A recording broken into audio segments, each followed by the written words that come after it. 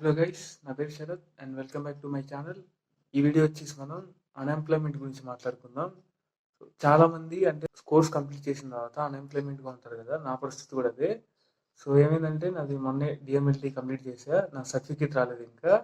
So jobs కోసం try చేస్తా ఉన్నా. ఇలాగ ఒక బ్లడ్ బ్యాంక్లో నేను జాబ్ ఉందని తెలిసి వెళ్ళాను. సో వాళ్ళు ఏమన్నారంటే ఫస్ట్ సర్టిఫికేట్ లేదు కదా, బేసిక్ శాలరీ ఇస్తా అన్నారు. మా హాస్పిటల్లోనే ఏంటి ఇప్పుడు సర్టిఫికేట్ లేని వాళ్ళకి 13,000 స్టార్టింగ్ ఇస్తున్నారు. సో నేను అదే అడిగా 13,000 స్టార్టింగ్ అని.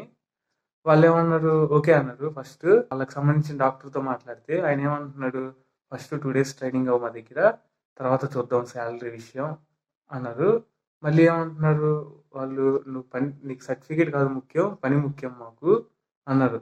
అనిన తర్వాత మా దగ్గర 10th క్లాస్ వాళ్ళు పని చేస్తున్నారు. సో వాళ్ళు పని చేయడం తప్పు కాదు. ఇప్పుడు మనకి ఒక ఎలిజిబిలిటీ ఉంది. అంటే నేను డిఎంఎల్టీ చేశాను, నాకు అంటూ ఒక ఎలిజిబిలిటీ ఉంది. ఇప్పుడు మనకి అంటే జాబ్ రాకుండా మనం ఇప్పుడు బయట ఖాళీ కూర్చున్నాం కదా. సో మనకి ఇవ్వకుండా సో వాళ్ళని పెట్టుకుని అంటే మనకు ట్రైనింగ్ ఇచ్చారు. నేను ఆల్రెడీ ట్రైనింగ్ తీసుకున్నా 2 years. అంటే మా కోర్సు 1.5 year దాదాపు నేను హాస్పిటల్ ల్యాబ్లో నేను వర్క్ చేశాను.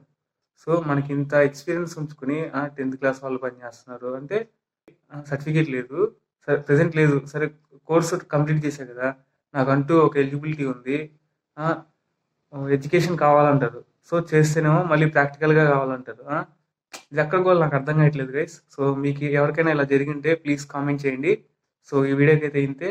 ఒకవేళ మీరు ఈ వీడియో చూసినట్టు నచ్చినట్టయితే ప్లీజ్ సబ్స్క్రైబ్ చేసుకోండి అండ్ అలాగే షేర్ చేయండి.